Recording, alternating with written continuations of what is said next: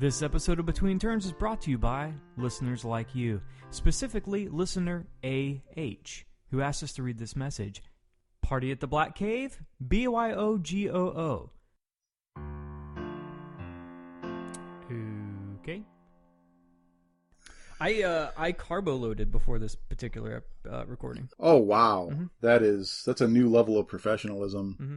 I ate three cafeteria burritos. No, I didn't. I ate 6 servings of oatmeal. Oh, Mm-hmm. I was about to applaud your synchronicity because I also ate 3 burritos for dinner. Oh well, then in that case, yes, I ate 3 burritos. I did not. Let's go with that particular multiverse. Yeah, I did not eat 6 bowls of oatmeal. Mm. That did not even enter into the equation. I am so glad the world didn't end during the eclipse. Yeah? Mm-hmm. You said the world kind of came close to it up there in Washington, but... Just the salmon apocalypse. That was about the only thing that really was harrowing. And that's mostly been the smell for the last 3 days. But otherwise, no. It's like the 4 horsemen of aquatic. Is that... I don't know. Oh, man. Did you go and witness the eclipse, or did you find yourself doing something else? I actually did not go see the eclipse. The eclipse came to me. No, I'm just kidding. We had like a 90% eclipse here. Huh. For all intents and purposes, was the eclipse. I mean, it wasn't the total blackout where the birds all stopped singing and the crickets quit chirping or the grasshoppers quit chirping and, the whole world gets still and it feels like the apocalypse. Mm-hmm. It didn't quite get there up here. We had the 90% totality. So it was kind of just really heavy dusk in the middle of the day, which was pretty neat. But my family they made the little trip south to go see the totality, which was pretty cool because then I had like 4 or 5 days of a house to myself. No, that's a bonus. Quiet house and then a dark hour in the middle of the day to take a nap. That sounds pretty good. Yeah, it was. It was less apocalypse and more just confused old man. I was like, I don't know what to do. Just started wandering around the neighborhood, trying to figure out where my bed was at. But no, it was neat. Went out, took a look at that. Did the Griswold thing, put on my welding glasses, kind of shrugged. So that's cool. Went back in the house, got ready to do something constructive, and then realized that it was actually pitch black inside my house because while it was only 90% totality outside. Why aren't these board game rule books in Braille? Right, they should be. Not that I don't know how useful is Braille though if you're only blind once every 25 years. Probably not so much. But no, after that was all said and done, I had 3 more days of a whole lot of nothing to do. So I decided to knuckle down and take a swing at some solo games. Oh, nice, man! Try to plow through some that are on my shelf and. Kind of see that little sliver of gaming that I only barely glance at. I've got quite a few games on my shelf that are for solitaire play, that were specifically picked up because those little droughts of gaming come and go. And I kind of felt the need to have a few of those titles on my shelf, but I never get around to playing most of them because for the most part, if they're as heavy or if not heavier than a lot of the, regular multiplayer games. And it's just, just as intimidating to pick up one of those rule books and dive into it as it is, trying to take this heavy Euro and teach it to 4 people. It's as big as of a task. So needless to say, I usually don't have the get up and go to do it. I usually grab them, read a couple pages, and then, just not, I don't feel this so much. And then I put it back. So I've done that with a lot of them for a long time. So... on top of the eclipse, we had Gen Con happening. Right now PAX is happening. Mm-hmm. So there's been a lot of call outs for the game nights and stuff. So there was just, everybody's kind of gone to the wind. So seemed like as good a time as any to dive in and, force myself to do this because, everybody being gone for 4 days, kind of use that as my artificial time limit to get this done. Because I think that's, it's kind of a big part of, why I can grab and digest any game group game we're going to play for the four of us or whatever, I can know that, hey, game night's Thursday night. So Tuesday I can read this rule book. Wednesday I can look up any problems, anything I'm confused about, or I can play a half a round to get it going. So on Thursday I can teach it, and that deadline kind of makes me better, able to dive into those games and crack them. And I think the the lack of a deadline with a solitaire game just kind of makes me lazy a little bit. It just makes me far too willing to, like I said, read 2 pages and go, whew, this is a lot to digest. I'm gonna go play Rocket League or something, Mm-hmm. That's never a bad choice. Yeah, that's just been my pattern with these games for a long time. So I did take the time this week to really dive in and play through a few. For some reason, I had it in my head that you did a lot of solo gaming. Is that not the case? Not really. I think it's hard to say. I think it's because I like themes so much. That's really what carries my enjoyment of a game. If it's a big box of make-believe for Jeff, it's a good time. Yeah. I do. I latch onto that stuff and it fuels my enjoyment. A lot of times the solo games kind of feel a little bit artificial. It's always flip a card and then place a bunch of roadblocks and then see if you can jump over them. And I just tend to have a really hard time building a narrative in my mind when that's happening. Mm-hmm. And I don't know why. I don't know if it's that, it's the social thing of when there's 4 imaginations at the table and we're all kind of feeding off each other. Even, even when it's not a serious narrative, when it's just silly things happening and us trying to, justify, why Napoleon, didn't show up for Waterloo today, we're, through some weird card play, and then we're trying to figure out how that happened, and then we all just start laughing and stuff. Mm-hmm. I think I definitely get that. Like if the table is full of people that are constantly collectively weaving a story, it sometimes just feels like it happens, right? Whereas with a solo game, mm-hmm. like nothing happens unless you do it. I can see how that feels a little bit. I wouldn't use the word artificial, but it maybe seems a little bit less organic. Yeah, so I usually have a really hard time buying into it. Well, did you find a big old box of fun? Well, what I did in this particular adventure, I finally cracked out Navajo Wars, which has been sitting on my shelf for like 2 years now, 3 years now, some other embarrassing number. I mean, I got it as soon as it released because I just thought it looked tremendous. It's got some buzz to it. Yeah, I mean the buzz alone, and then just the fact that it's not it's a big part of our history here, and there's just not a lot out there about it. So I was super excited to play it, and it does not play as a typical GMT war game. However, it has all the trappings of a GMT war game. So it has tables and grids, and there's all these flow charts that resolve battles and whatnot, and to the point of stuff's not even in the rule book. The rule book just says, when battle happens, consult flowchart, and then you pull out this flowchart, and it's just a wall of text and arrows because it's flowchart. So it has all those trappings, and I had played this thing intermittently for the last 3 years, or however long I've had it.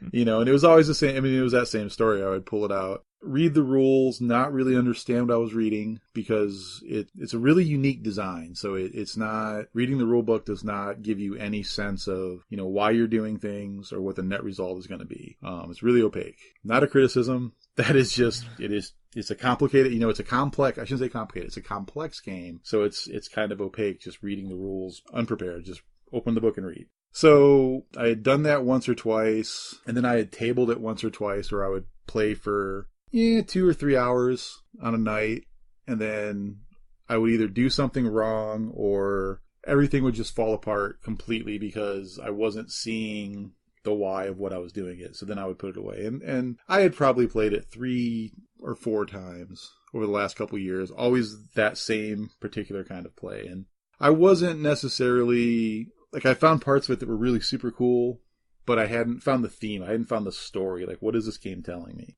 So the praise for it has done nothing but increase. It's I think it's on P500 now for GMT. People still praise it. People still clamor for it. So I was just that was, for whatever reason, I decided that was going to be the game that I was going to put under the artificial deadline. You will play this before Ecliptopia ends. So I went ahead and I took the first day of everybody being gone out of the house, and I got the rulebook out, and then I got the playbook out, and I drove down to the beach, and I sat, and I just listened to the waves crash and just read the book. And not having that not being my first exposure to the book, because I had those kind of 3 aborted plays previous, it wasn't a terrible read. Next day, after sleeping on it, I got up, kind of got my thing going, realized, all right, super, super empty house, time to knock out some Navajo Wars. I laid it all out, set everything up. I played for probably 2 hours, found out I messed something up super bad to the point I was like, I don't even know if I want to, the asterisk for that result of that game was going to be so big because I had messed it up. I just aborted. I was like, I just messed this up. I don't want to, I was too far into it to just reboot it, and not quite far enough in to really feel like I had played it. So I just packed it up, and it's like, okay, Board Game Geek, that does not count as a play because you did not play that game. Yeah, and so again, I went to bed, I slept on it, and, before I crawled into bed, I was like, all right, tomorrow the Navajo Wars will happen. And I did. I got up, and all the rules, everything ran smooth as silk. I didn't forget anything. I had actually, one good thing I did not mention about those aborted plays was that, the game is really, it's super procedural, and the procedures are long. They're like 15, 20 step things. And if they're actually only 8, I don't want any email about it, but point being, there's a lot to them. And, and the name of the act, the procedures are they're so long, and you do so many things within them that they don't really necessarily match up to what the actions are called, in any way that's obvious. And there's only like 3 actions to pick from for the player. So you do one of these 3 things, but within those 3 things, 15 other things happen. So it really is just pulling this big crank and then just watching stuff happen on the board. And I had no control over it at the beginning, which was part of the frustration a little bit, and the aborted plays. Well, when I had messed all the other stuff up, I'd gotten far enough into the game to kind of understand actually what each of those actions and all the stuff that was going to happen. I parsed out where that was going to be. So that if I needed a certain thing to happen, I knew which of the 3 giant levers to pull to make my desired token come out, so that I could, continue the game. And having worked through that whole thing, I finally got to play the entire, first campaign of Navajo Wars, and it was stellar. Like, it was so great. Yeah. And the part that was great was just the theme coming out of it, was so just on point. It's really trying to paint you the picture that, if you're the idea of the game is to just basically survive as a culture from all of these pressures that are kind of exerting themselves on you. And when it was just a big pile of move this chit to here and this chit to there, and draw a cube out of a bag and flip a token over here, I wasn't tracking that stuff. But after all those aborted plays, and I got really into it, where I had that giant epic campaign and I knew what all the controls did, and I was able to kind of put that stuff, like what book do I look in for this result, when that stuff was out of the way, that game just came to life. And it's got this really interesting, to get a little detailed, on how it works, and part of why it's so interesting, is it's got this thing I've never seen before. It's like 2 rows of spaces and a bunch of chits, and the chits have orders on them.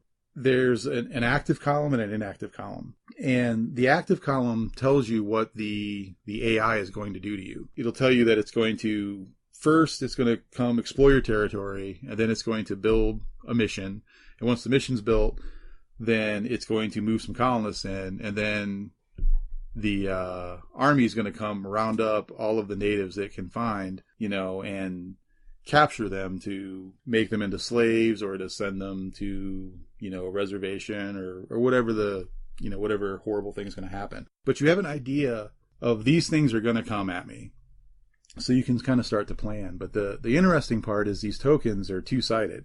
So at the start of every turn, you roll a couple dice, and based on what the dice do, you either flip those tokens over and their action changes, or you actually slide them out of the active column and move the token that was in the inactive column to the active column. So very kind of subtly, the strategy that the AI is using changes, and that changing is just enough to kind of throw off your plans. Is that movement random, or is it somehow linked to what you as the player are doing? I don't want to say it's random, because depending on, what era you're playing, there's 3 campaigns in the box. A Spanish, like literal Spaniard campaign. There's I think a Mexican campaign, and there's a United States campaign. And the token mix makes those 3 eras very different. Whereas the Spanish are just, it's kind of the nicer of the campaigns, because they're just trying to bring you Jesus, basically.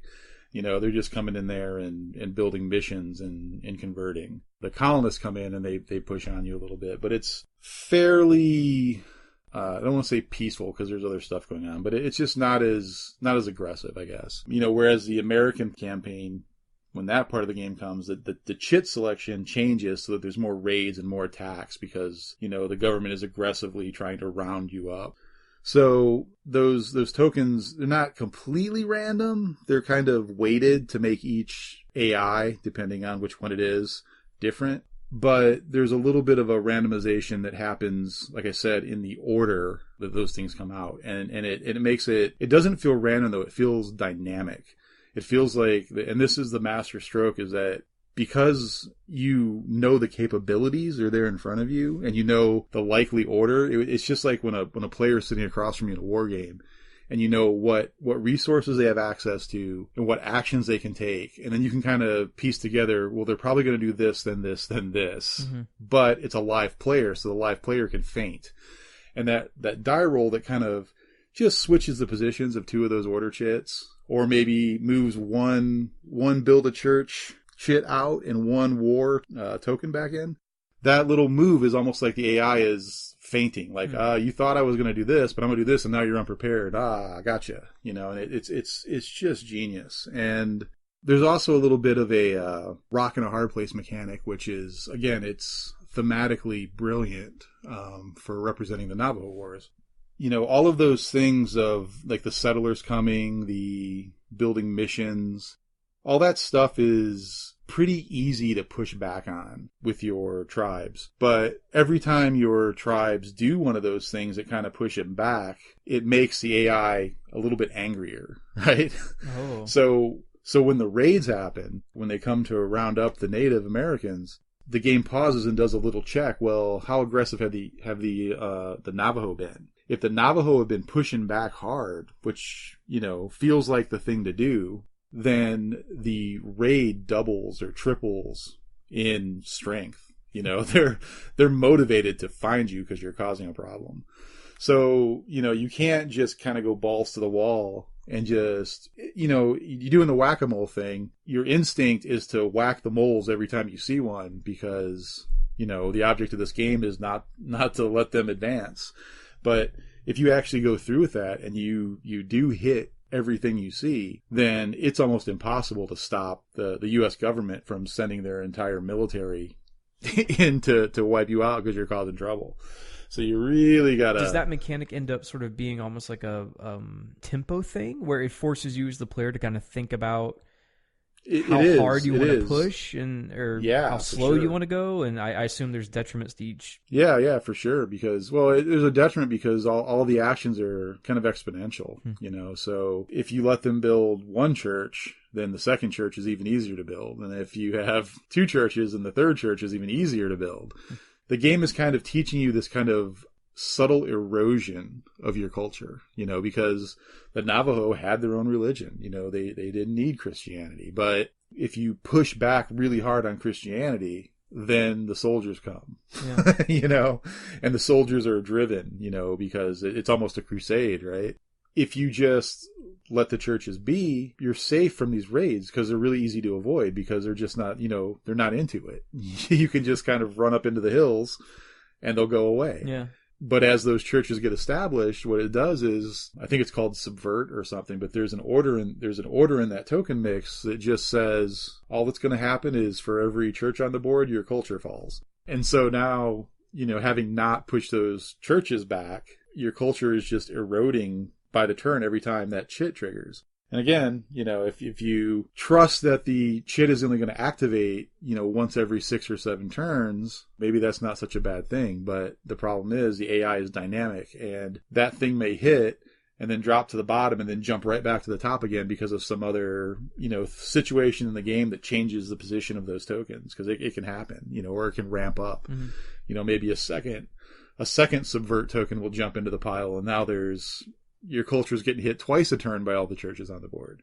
It's really doing a fantastic job of, like I said, painting that picture of being between a rock and a hard place. And you're just trying to push, but not push too hard, fall back, but not fall back too far. And while you're doing all that, sometimes those ambushes come and they're a little bit bigger than they should be. And then terrible things happen. And again, the game, your tribes are all divided up into families where you have like a man, a woman, a child, and an elder. When one of those raids come and you don't get out of the way of it because you've been just pushing those churches back and burning them down or whatever you're doing, and then they swoop through and they capture all the kids and leave, and you just feel miserable. It's the worst feeling, and then suddenly you have to, and this is part of the game, as members of the tribe are taken, whether they're, depending on the era, being rounded up for a reservation or actually just being taken slave.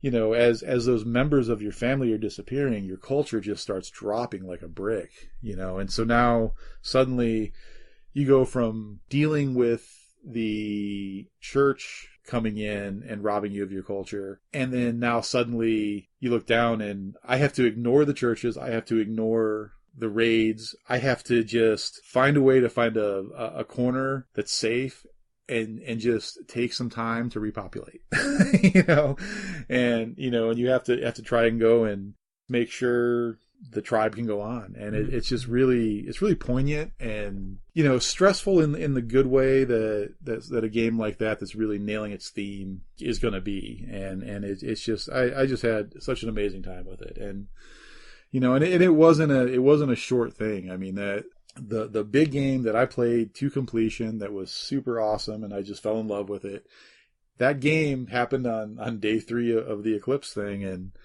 it was 6 to 7 hours. Holy it was crap. It was a long even game. with the game pushing on you to kind of move, it still was 6 hours? Yeah. Wow.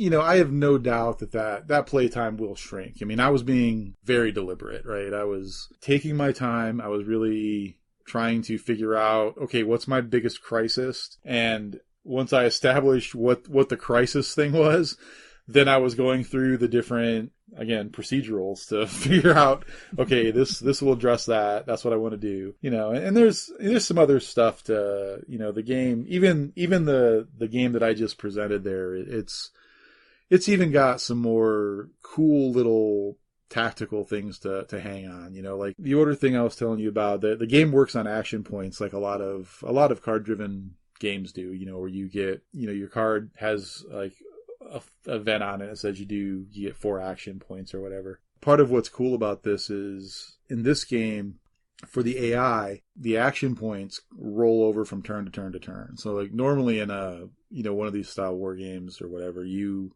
get four ops points and you use them or lose them, right? You don't really have a choice. Well, in this game, the AI doesn't have that kind of restriction.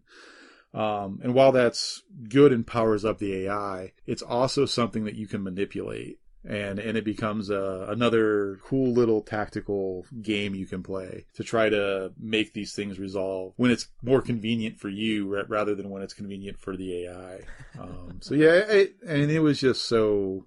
I'm so glad that I made myself pretend that game night was Thursday night, because I started this process on like Monday, and just made it, game night's coming, and then finally, boom, hit it, and poured the day into it. I really did. I spent the entire day on it, but it was so good. So yeah, it was a good time. Oh, I mean, maybe I'll let you borrow it once I. Well, I'd love although to. I will do you. I will do you the honor of playing your first era with you. I'll be like, hey John, this is how this works, and that way you can not have to spend the first 3 days of kicking around in it. This is actually what I was going to ask you. Is when I sit down with a big rules heavy solo game, I tend to kind of do exactly what you did, and that is I read the rule book, I put it away, I come back a day later, maybe a week later, I look at the rule book again. And maybe this time I'll pull the pieces out, move stuff around, identify, maybe even set it up and poke it a couple turns, see how combat works, if there's combat, something like that. And then I put it away. And I don't sit down to try to play the game until I don't feel the pressure of learning the game, I guess is the way to say it. Where I feel like I can almost just sit down and play it as if I've already played it. I know I'm going to mess up game number one. But if on top of messing up game number one, I also don't get to play game number one because I'm in the rule book the whole time, then it makes it, at least for me, really difficult to want to sit back down and play again. So I end up sort of, pulling out the process of learning, sometimes to be 4 times longer than I would even for a multiplayer game, because I know if it's just me sitting down to play the game, I have to enjoy it. Like, I have to want to come back and play it later. So yeah, like you kind of helping me through that first little bit of the game is rad, because I think mounting the curve on a solo game is so much more important in some cases than mounting the curve in a multiplayer game, because there's nothing to hide behind. It's just you in the game, and you don't have a buddy to laugh about stuff with. You don't have someone to crack wise when things go poorly, like right. I mean, I've done it where I've set up a game and get halfway through and I've put 2 hours into it and I found out that I messed something up, and then I'm just sad. It's hard to laugh at that, Whereas if there was someone else there and I found out that I goofed a rule, well, then we all just kind of snag on me for being a doofus for a while and we can laugh. But when it's just me in my own house, I just get sad. Yeah, no, that's funny. It's funny too because it's technically easier to roll back when you're by yourself, right? Because who are you going to make mad? Why you're doing it. Like the whole thing when there's 5 people around the table and you realize you messed something up and you're like, well, I can probably roll this back, but if I do that, then I have to explain to 4 other people why we're rolling back, and then there's trust issues, and now there's all this stuff opens up when in reality, in a solo game, you can just be like, yeah, that's justified, back it up. Yep. Just keep rocking. Mm-hmm. So yeah, it definitely makes it easier only having yourself to answer to for whatever fun you fail to have. But I think that the whole issue of it just being me, like it's just me in the game. I think this is also why some of those mechanics you pointed out, like the game pushing back on you a little bit. Mm-hmm. And even, like the thing that I kind of erroneously call like a timer mechanic. Stuff like that in a game is already cool. Like it's really cool, I think, to play a game that lets you mess around with pacing and interaction, like, using the mechanics of the game to interact with other players.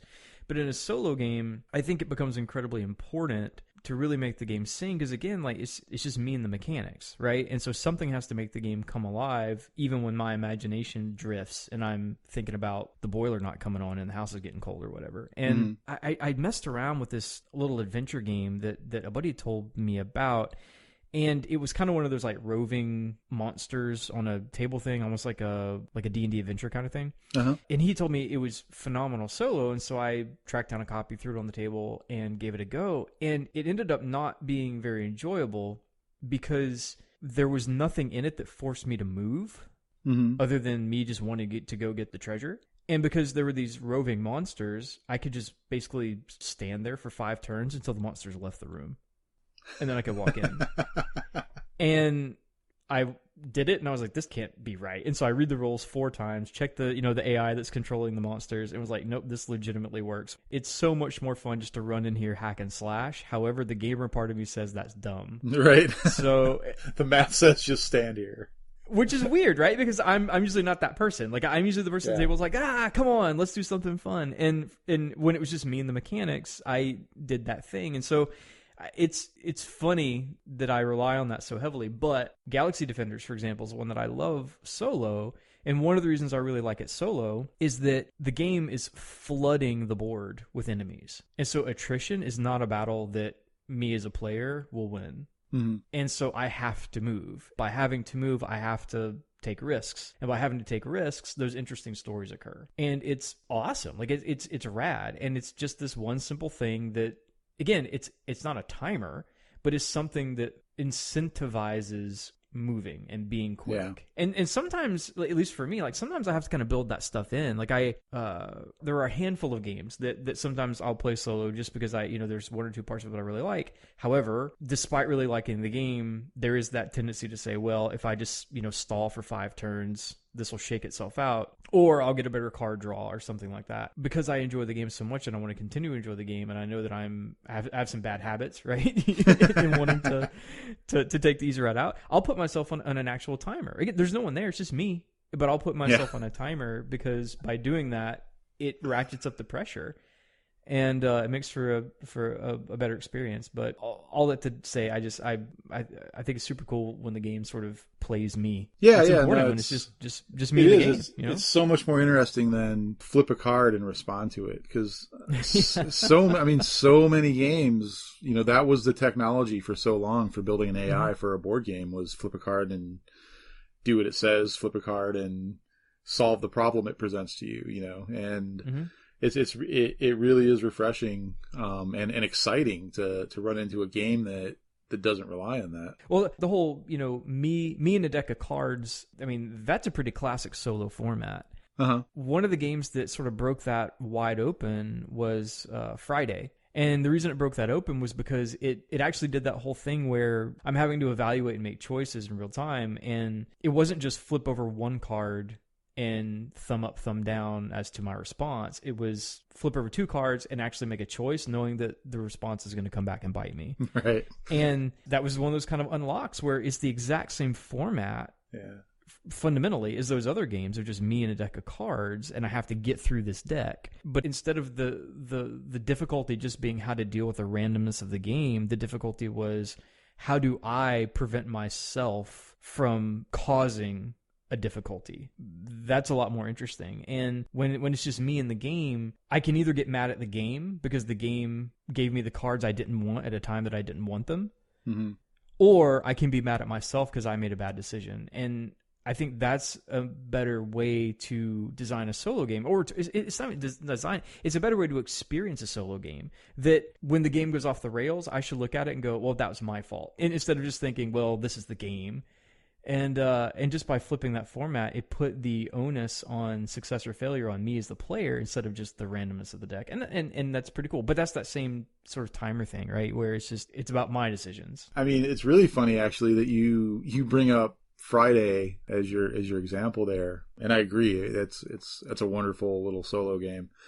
But the other thing I did during this solitaire stretch was I cracked open Robinson Crusoe, of all things, which is obviously got Friday in that box too. So there's some synergy. Huh. But nice. Yeah, and I forgot both how frustrating that rulebook is after having not looked at it for a couple years, but also what an amazing cooperative game that is. And it's not, it's obviously not built as a solitaire game, but the life hack of solitaire gaming is all co-op games are really, they're really solo games, because you can, they're all typically open information. So you just lay out three roll cards in front of you and play. So I dove back into Robinson Crusoe, and I won't get too into that as a game, because it's been out for a while. I mean, I don't need to, but the part that I pull out of that though is a similar thing that you were saying in Friday, in that it takes that flip a card and something happens and kind of turns it on its ear to do like you said, to put, all the bad things that are going to happen to you are your own fault because, the system in that is so clever to where you flip a card, but then you decide, do you follow this path or not follow this path? And, and there's usually a reward involved. And when you take that reward, that card goes right into this other deck, which is actually the game's event, like the timer of the game is this other deck of cards. And whatever bonuses you take, you've always got to pay the bill at some point. It's just such a clever, from a thematic standpoint, it creates almost like a movie plot because, it just injects this little thing where you have this little encounter and then the payoff for that encounter doesn't happen until 4 turns later.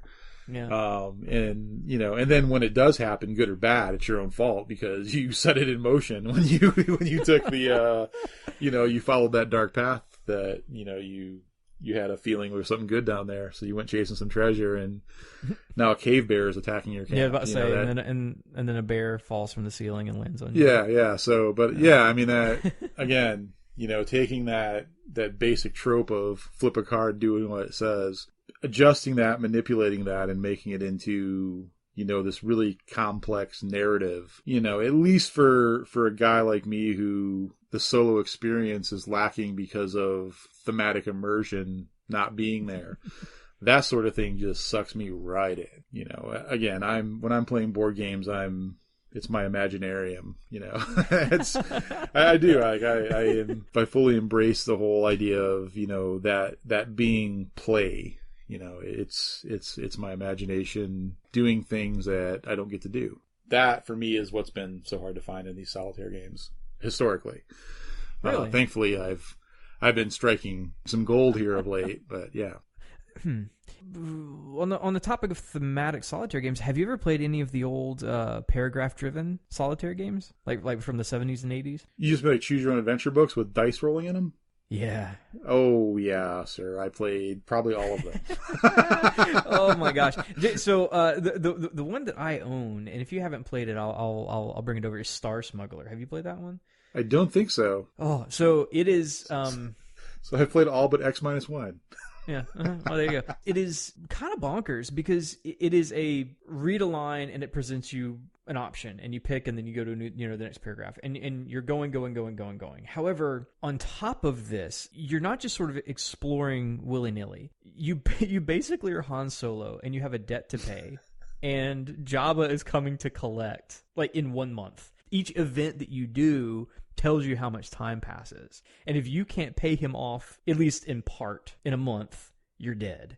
And so you're on a space station. You now have the option of knock over a bank. Do I try to take some illicit goods from point A to point B in my hold? Or do I pick up some passengers and go somewhere? Like how do I solve this problem? And everything, of course, is fraught with horrible peril. But what is so cool about it is that they also put on top of this a very simple and very abstracted tactical war game where you get a crew member or two and you're walking around the space station and Thug comes around the corner and goes, "Hey, I've seen your face on a wanted poster. I want to collect." And you're now in a fight. Your crew's going to help you, or in some cases, they're not, depending on what character it was. And it's super cool. And it absolutely is just 100% theme. Mechanically speaking, it's super clunky, right? Mm-hmm. And you have this massive book that you're thumbing through. Yeah, I mean, honestly, the chief mechanic is reading, which yeah, but that kind of doesn't really excites me if it's if it's fiddly and complicated, and the main thing you do is read. That sounds kind of good. That sounds appealing to me. It's one of those funny games where sometimes where clunky mechanics can pull you away from a theme. The interaction in the game and the theme and the fact that every step there's just a giant alien that's just going to explode from the contraband you thought was simply just, ears of corn or whatever. For some reason, the clunky mechanics just don't even matter. And they are clunky. Again, it's kind of one of those testaments to how when I jumped into the game, I was so just on board for the ride that even the the bad parts of the ride, I was like, nope, we're doing it. It's great. Let's do it. Anyway, I don't really have anything, any place to go with it. I almost as an aside, I just wanted to even ask you if you would I think all the ones that I've played have been pretty simple, kind of riffs on Dungeons and Dragons, where you kind of stat out your character and then the game will say, here's a monster with its stats, and then you just kind of roll a combat, I attack, monster attacks, I attack, monster attacks, and if you win, go to this chapter, if you lose, go to that chapter. I didn't get any of the, Tales of the Arabian Nights level of, charts and grids, and which I am totally into even now. So like I said, bring that over, man. I'll check it out. It sounds kind of fun. Oh yeah, it's right. That's another reason why I really like solo gaming, is just that there's getting 4 people around the table to buy into a game. In some cases means that the game has to be safe, right? Like it has to be somewhat readily palatable. A solo game does not have to do that. Like it in no way, shape, or form has to, frankly, even be appealing. Yeah, right? To more than just one even person. When we talked about, we talked about on my shelves when I'm looking at getting rid of a game and I want to give it one play to make sure I'm not missing anything. I don't want seller's remorse. So I was like, well, I think this is a dud, but I want to know, so let's play it. And then I have to like weigh in. Is this information worth the possibility that my table full of close friends are just going to, strangle me for, I waited all week for this, So yeah, the freedom in the solitaire game to actively know, like John told me, this is a ridiculously terrible game.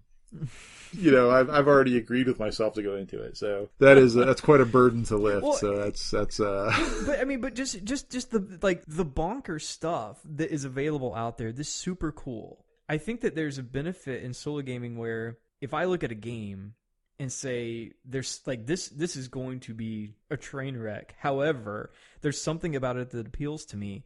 Simply by deciding to sit down and read the rules and spend my hour on a Saturday night doing this instead of playing Rocket League, I'm already just a little bit pot committed, right? Mm-hmm. And it's that whole selection bias thing where now maybe I'm going to end up enjoying this wonky thing simply because I'm already here. But the reason that I'm here has a lot to do with the fact that there's a pretty low barrier to entry to playing a wonky solo game because I don't have to convince anyone and I don't have to feel guilty if it's a waste of time in the end. Like I can just go in and enjoy it. Yeah. There are so many just wonderful treasures out there that I don't know how they could exist in a marketable multiplayer game. Like, there's this one solo game. It's kind of older. It's kind of a print and play.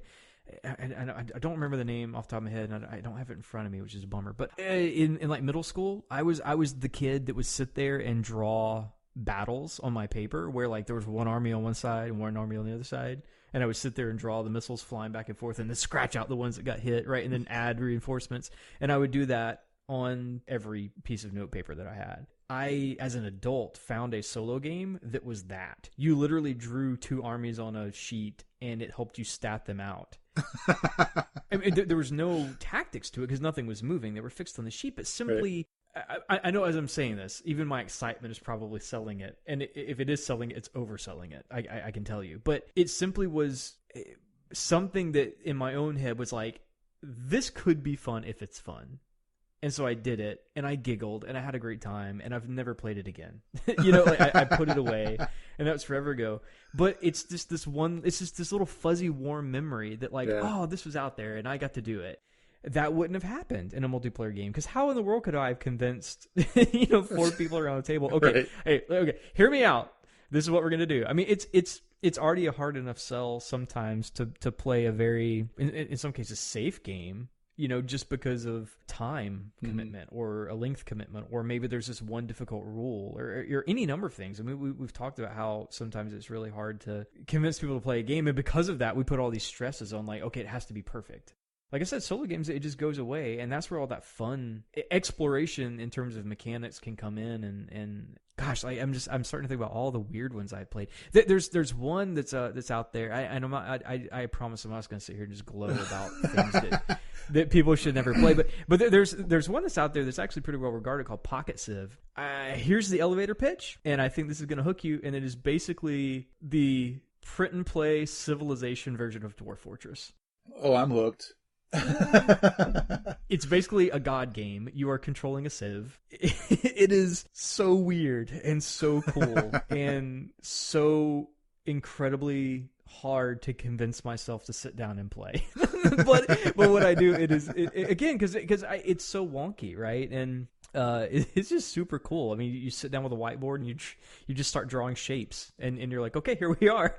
I guess we're doing this. I'm in my 30s and I'm doing this in my time. But but again, that's solo gaming. I don't know. And this is where I kind of get giddy, and I'm gonna shut up now because I'm gonna keep talking, because it literally lets me be a kid again, because I don't feel like I have to be an adult. Yeah, no, I don't know. If the only thing keeping me out of it, or that has kept me out of it, I think is that thematic connect, and the few instances of games that, as I'm talking today about making kind of my first steps into solitaire gaming, taking it seriously and making it a new source of gaming in my diet. There have been a few along the way that have squirted through, like Death Angel from the Space Hulk, the old the card game that Fantasy Flight made. That one tickled me right away, and I've played that quite a bit since however long that's been out. That one made it through, and another, just a silly one. I mean, it's not silly. It's actually pretty depressing, but no, it's just one that is, the mechanism it's delivering to me, I feel, is silly, because it's this obscure little thing called SOS Titanic, and the gimmick of it is that you are the captain trying to evacuate the Titanic before it sinks. And the game comes with this cool little book that is, you flip the first page and it's the Titanic. And then as you're playing the game, every time you run through the deck, you flip a page on the book, and then the Titanic sinks a little bit. So like a floor goes underwater. And then you play a little bit, go through the deck, and then you flip the next page. And then now the first 2 decks are underwater. And what you're trying to do is evacuate all of the people onto lifeboats before the Titanic sinks. And the part about this that's silly, that I said was silly, is that it's just Klondike Solitaire. They've taken the suits and converted them into the noble class and the servant class. It's so clever, because you're playing, again, Klondike Solitaire, so you're lining these cards up in numerical order, and then moving them in stacks. But the trick of it is, these suits are social classes, and the social classes will not mix. So, instead of having the, what would be the, black, red, black, red, black, red kind of thing, in this version of this solitaire, all the cards that are in columns, if you can only stack them if they're the same color, because the classes won't mix. And, that creates all kinds of bottlenecks when you're trying to move these people around, because you just, all you got to do is just take one step to the right, buddy, and you live, and they won't do it, and then they sink, and then, every time the boat sinks another level, and this is so clever, everybody, quote unquote, panics, and when they panic, you take all the piles you've been, slowly sorting, and you shuffle them all together, and then redeal them, and it just kind of resets your game every time that thing ducks, except now there's one deck less, like one row less of your solitaire rows. It is just so clever and so well done and so much fun. And it's Klondike Solitaire. I mean, wow.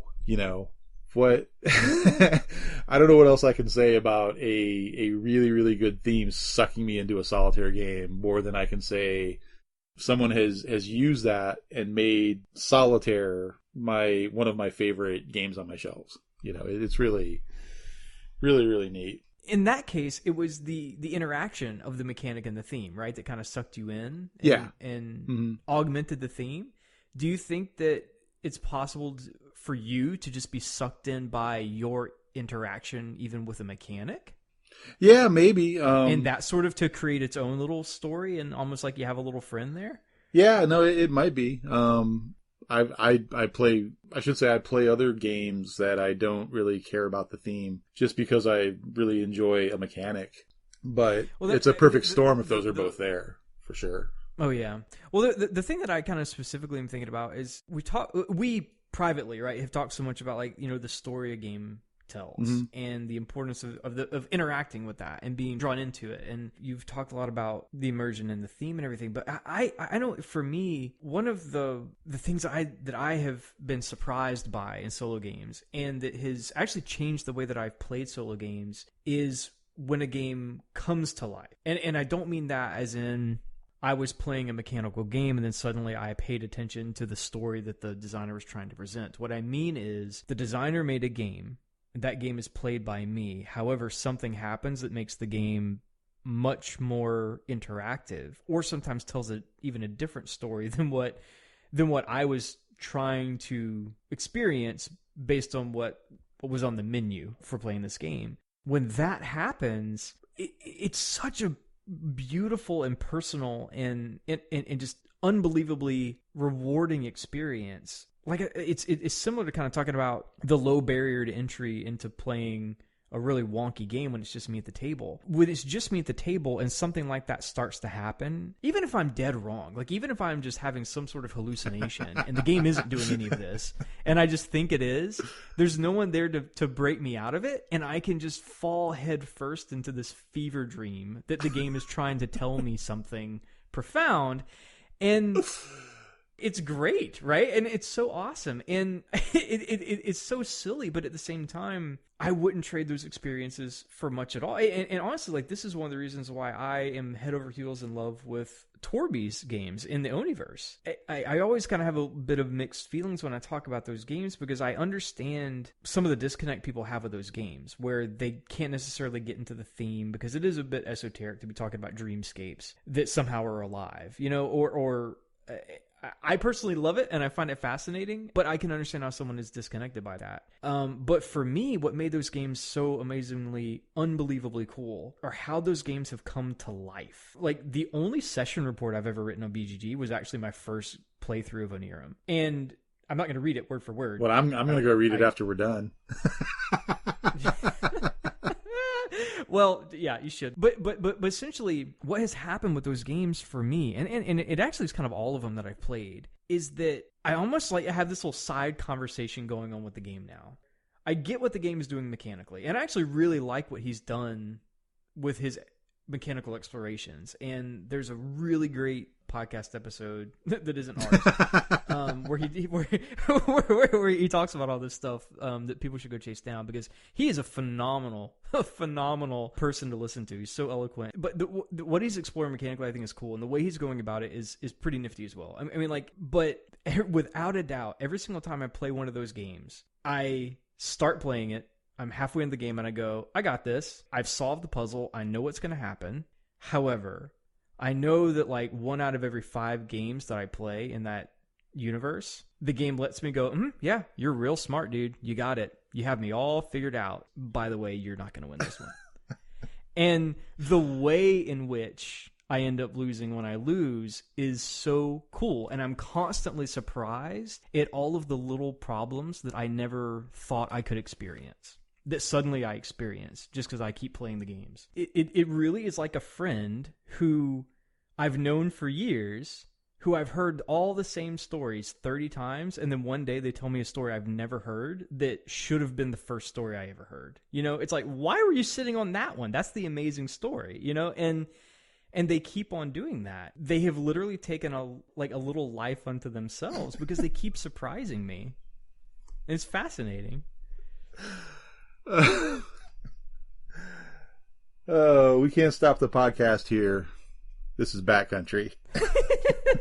In case that reference slipped by, I think we're calling this episode Fear and Loathing in Board Gaming. Oh, I thought you were about to make a Naked Lunch reference. Yeah, well, yeah, it really is appropriate either way. Well, but honestly, but some of the other solo games that I really enjoy, they end up doing the same thing. And I think that one of the reasons why, like I said, the Oniverse games are the ones that I always kind of tout for this regard, is because I can wham out one of those in 10 minutes. It's very often, right, that I can enter that and just say, is today the day? Am I going to be surprised today?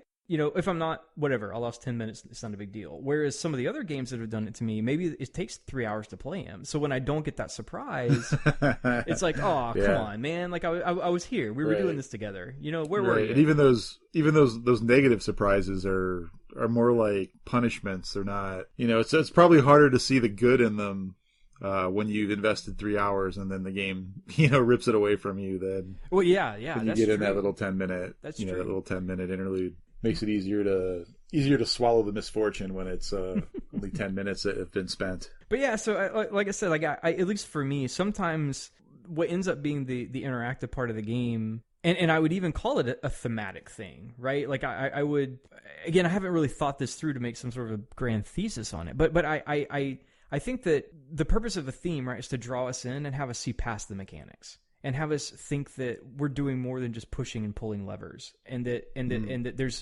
there's some sort of broader incentive, right, other than just pull a lever, get a cookie. Like, we're not just going to eat cardboard. And I think that sometimes, like, we honestly talked about this a little bit with, oh man, I don't remember the game, but it was about how we sometimes end up favoring characters because they end up like kind of taking a little life of their own. And there's no reason to care about character X over character Y if they're statted out the same. But sometimes in taking them through the campaign, you end up getting this little attachment to them. And so you start pulling a character back and wanting to do something that sometimes is tactically unwise simply because of an emotional attachment to a thing. That is theme. Even if it's not actually a themed thing, where my interaction with it is built into the way that they designed the interaction, I'm starting to sort of create this narrative in my own head that, like, this is so-and-so's lucky shotgun, or whatever it is. Oh, yeah. That, and again, not just to limit that to the arena of solo gaming, but that is probably... How do I want to say this? I was going to say my top 10 things, but I didn't want to create a mania in you. Yeah, I was ready to hit the red button to send you to the moon. But no, if I was, what is one of your absolute favorite things about gaming? To me, whether it's solo or not, when a game can kind of come to life and build that kind of history with you. Mm-hmm. Like you said, with, Dirk always carries the broadsword. I know the machine gun's better, but I'm telling you, Dirk, if he doesn't have the broadsword, he dies. And I've had games like that too, where not only within a single game of a thing happening, but then you will return to the game and almost will, that effect to happen again, in a future game. Arkham Horror, which is not a game I would recommend to anyone, even though I love it, this is a recurring theme already in our show that we're like, it is. This is a game I love that I will never tell anyone to pursue or even play. It's because we offer responsible recommendations, right? Arkham Horror is clunky, it's long, it's got a lot of downtime and whatnot, but I just have such attachment to it because it was one of the early games in my collection when I'd returned to gaming. I'm telling you, like, you haven't played it with me because, again, I know all the flaws of Arkham Horror, so I don't make my current friends play it.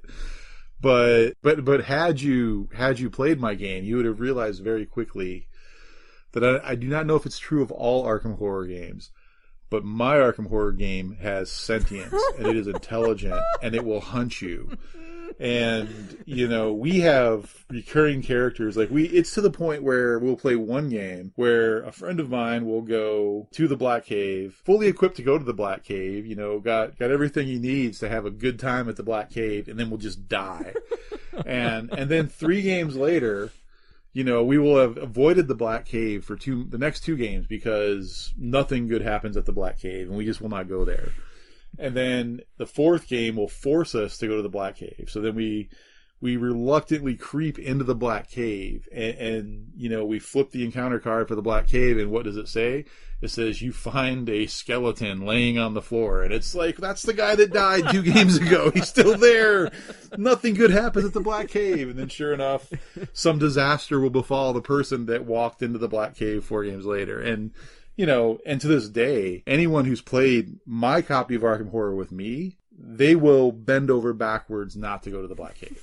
And to me, that silliness in a game that we know is 200 cards that, you know, the thing that I just criticized earlier in this conversation of, you know, the game being built around flip a card and do what it says, you know, that is nonsense to have that kind of fear, you know, have it carry over from game to game, and those kind of connections, you know, just illogical connections of effects. It happened. I'm not making any of this up, and you know, and it's a thing that I just absolutely treasure. What a treat! It's one of my favorite. You know, things like honestly, what an absolute treat. And I mean, thank goodness, right, that you were with players that were willing to let it happen. Yeah, to buy in and laugh at it. Yeah.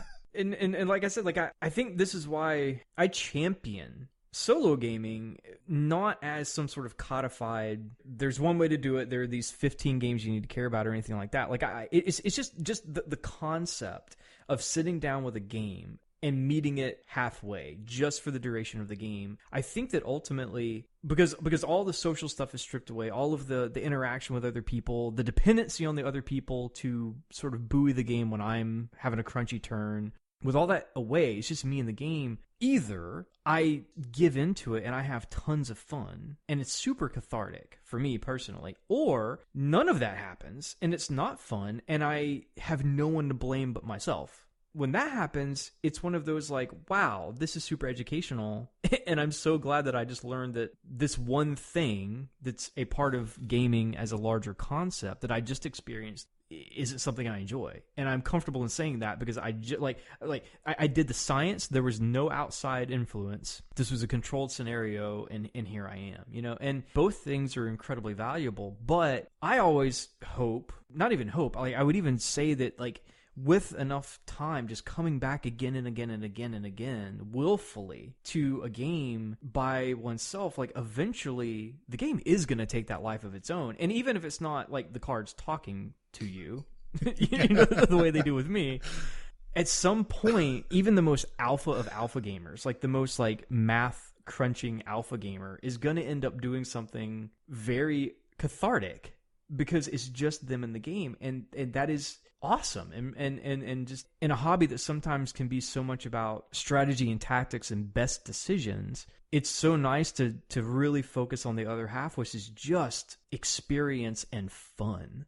I think that's what the solo experience just shines a light on, because if I win a game and had a horrible time, I lose. Even if I won, like I got all the points, but I didn't enjoy it. So in a larger sense, I lost. It's super beneficial to always remember, like, I have to be enjoying this. You know, sometimes that means read into something and find a goofy thing. It's helpful just to kind of focus on the fun of the game, right? Instead of the responsibility of the table, I guess is the way to say it. Yeah, so that's a pretty compelling, you know, statement. And, you know, after my experience with the Eclipse, and then also some of the other stuff I played through that we didn't even talk about tonight, I think, you know, between that experience and talking to you today, I think I've come around to it. So I expect I'll probably dig into a few more. I'm going to try to get a hold of Comancheria. I don't know if you, I think Comancheria? Yeah. Comancheria? How do you say it? I'm unsure of the pronunciation. But anyway, it's a sequel to Navajo Wars, but it's about the Comanche. Mm-hmm, mm-hmm.